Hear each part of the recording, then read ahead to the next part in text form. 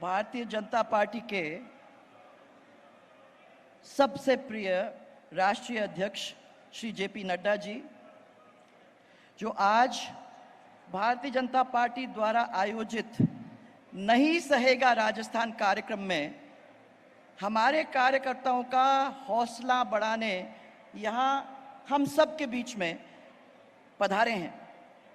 ये वो लोकप्रिय राष्ट्रीय अध्यक्ष जेपी नड्डा हैं जिनका आप सबसे मैं स्वागत जोरदार तरीके से कराना चाहती हूँ। ताली बजा के सब लोग नड्डा जी का स्वागत करें। मंच पर उपस्थित हमारे साथ प्रदेश प्रभारी अरुण सिंह जी, हमारी विजया जी, प्रदेश अध्यक्ष श्री सीपी जोशी जी, नेता प्रतिपक्ष श्री राजेंद्र राठौड़ जी, उपनेता श्री सतीश जी पूनिया, सह प्रभारी आज हमारे मंच पर उपस्थित हैं और मैं हम सब की ओर से उनका स्वागत करना चाहती हूं, नितिन पटेल जी, केंद्रीय मंत्री अर्जुन मेघवाल जी, सांसद रामचरण जी, घनश्याम जी, राज्यवर्धन जी, राजेंद्र गहलोत जी, राष्ट्रीय मंत्री अलका जी, और सबसे जोरदार आप सब जो यहाँ बैठे हुए हैं, भारतीय जनता पार्टी के परिवार के सब बंधुवर, हमारे कार्यकर्ता, हमारी माताएं बहनें, सब बुजुर्गन, सब लोग जहाँ उपस्थित हुए हैं, सबसे पहले आप सबका प्रणाम। आज के इस मंच से मैं ये अवसर लेना चाहती हूँ और इसके माध्यम से हमारे प्रधानमंत्री श्री नरेंद्र मोदी जी को मैं बधाई देना चाहती हूँ, जिन्होंने हाल ही में फ्रांस के राष्ट्रपति के द्वारा वहाँ का सर्वोच्च पुरस्कार जो है ग्रैंड क्रॉस, उसका है लीजन ऑफ ऑनर करके, बहुत बड़ा सम्मान है, उनसे उनको सम्मानित किया है अभी फ्रांस ने। मैं समझती हूँ कितना बड़ा है, इसके लिए हम लोग सबको ध्यान देना चाहिए। सबको गर्व है कि आज हमारे प्रधानमंत्री को इतना बड़ा ऑनर मिला। इस अवसर पर चंद्रयान-3 की लॉन्चिंग पर भी हम हमारे आदरणीय प्रधानमंत्री जी को बधाई देते हैं। यह भी एक बहुत बड़ा कार्य आज मैंने हुआ है। हम सब यहाँ नड्डा जी के मार्गदर्शन के लिए एकत्रित हुए हैं। हम सब उनको अच्छी तरह से और गौर से यहाँ सुनना चाहते हैं, इसलिए मैं ज़्यादा समय लेना नहीं चाहती हूँ, परंतु मैं 2-3 मुद्दों के ऊपर आप सबका ध्यान आकर्षित जरूर करना चाहूँगी। ये बात तो उठेगी कि पिछले 4.5 साल के अंदर जिस सरकार ने हमारे प्रदेश को चलाया है, वो पूरी तरह से भ्रष्टाचार के अंदर डूब करके जनता की तरफ न ध्यान देते हुए अपने को किस तरीके से मजबूत कर सकते हैं, वो अपने मंत्रियों को और अपने आप को मजबूत करने में लगे हैं। आप राजस्थान के ढाणी नड्डा जी, आप चले जाओगे ढाणी के अंदर, छोटे छोटे नगर के अंदर, और आप लोगों से पूछेंगे कि इस सरकार की सबसे बड़ा काम क्या हुआ है इस 4.5 साल में, तो सब आपको बताएंगे कि भ्रष्टाचार एक ऐसा जोरदार भ्रष्टाचार है कि कोई भी कार्य, कोई भी काम आज के दिन के अंदर हम बिना रिश्वत दिए कर नहीं सकते। अपने आप को तो इनने मजबूत बना लिया, परंतु हमारी सरकार और इस प्रदेश की सरकार ढीली होती गई है। आपको सबको याद होगा कि अपन लोगों ने जब सरकार चलाई थी तो उस समय हम लोगों ने बड़ी कोशिश की थी कि किसी भी तरीके से राजस्थान को अग्रणी प्रदेश के स्तर पे, लेवल पे ले जाने का हम लोग कोशिश करें। जो पुरानी आदतें इनकी थी कि पैसा नहीं है, उसको रोक करके, पैसा को बचा के राजस्थान की जनता को किस तरीके से मजबूत किया जाए। और आज आपको ये देखने में मिल रहा है कि जोरदार लूट चारों ओर, जहां भी आप देख रहे हो वहां लूट खसोट मची हुई है। सरकार के दफ्तर के अंदर भी जब आपको पैसा और सोना मिलता है तो इससे और क्या वाहियात चीज हो सकती है। कुछ दिन पहले गहलोत की सरकार ने तो सब रिकॉर्ड तोड़ दिए जब कांग्रेस के एक पूर्व राज्य मंत्री करीबन 18 लाख घूस लेते हुए पकड़े गए। ये अभी की बात है। कानून व्यवस्था की बात करो तो सबसे नंबर 1 पे पूरे देश के अंदर कोई है तो हम। महिला अत्याचार, दलित अत्याचार, दुष्कर्म, गैंग वॉर, लूट, हत्या, नाम लो आप, वो सब हम लोगों ने कर लिया है। और सब सर्वाधिक है, धर्म परिवर्तन हो रहा है।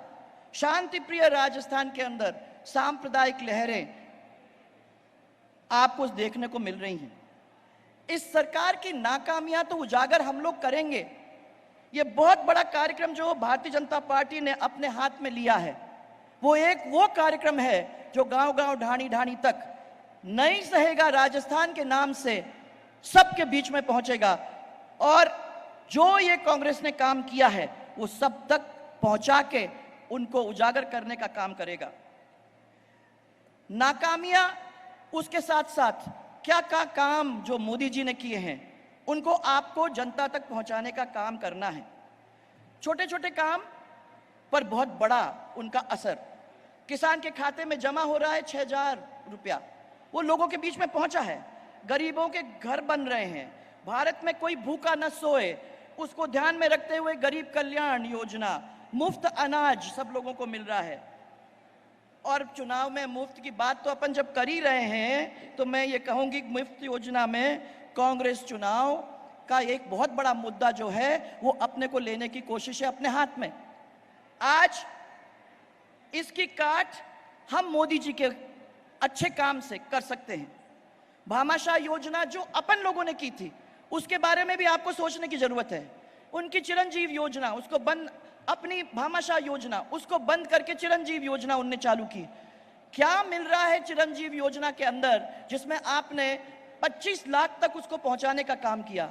अरे एक गरीब जिसने दवाई के लिए अस्पताल में भर्ती होने का काम किया तो उसके ऊपर करीबन 12,000 रुपए से ज्यादा किसी को नहीं मिला है, किसी के ऊपर भी खर्च नहीं हुआ है। ये तो कहने की बातें हैं।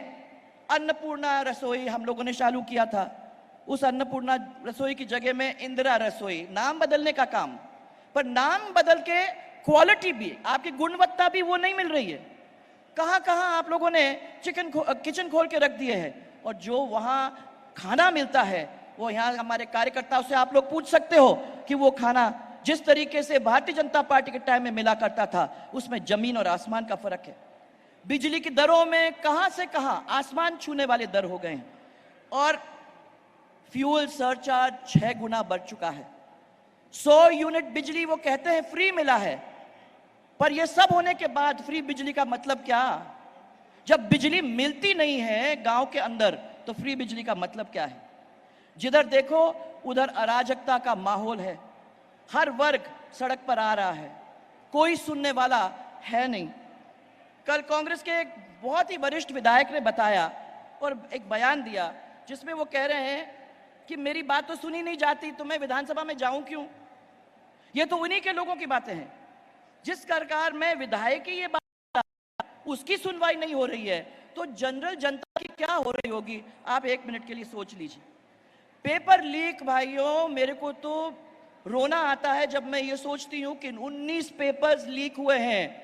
40 लाख से ज्यादा हमारे लोगों ने, छात्र जो हैं वो लोग प्रभावित हुए हैं। उनकी जिंदगी कैसे कैसे बर्बाद हुई है वो आप लोग सबको अब सबके सामने है। और पिछले 4 साल में ही इतना सब काम हुआ है। हमारे बच्चे जाएंगे तो जाएंगे कहां? सरकार से आहत प्रदेश है। अब यह समय है जब आप उनके बीच में पहुंचे, उनका हाथ पकड़ें, उनके आंसू पहुंचे और उनको अपनी बात को कहने का ये मौका लें। एक कार्यकर्ता ने मुझे 2 पंक्ति लिखकर भेजी थी जो मैं आप लोगों को सुनाना चाहती हूं और मैं आपको समर्पित करती हूं। ये मौका है, इस मौके को अपने हाथ में लेने की जरूरत है।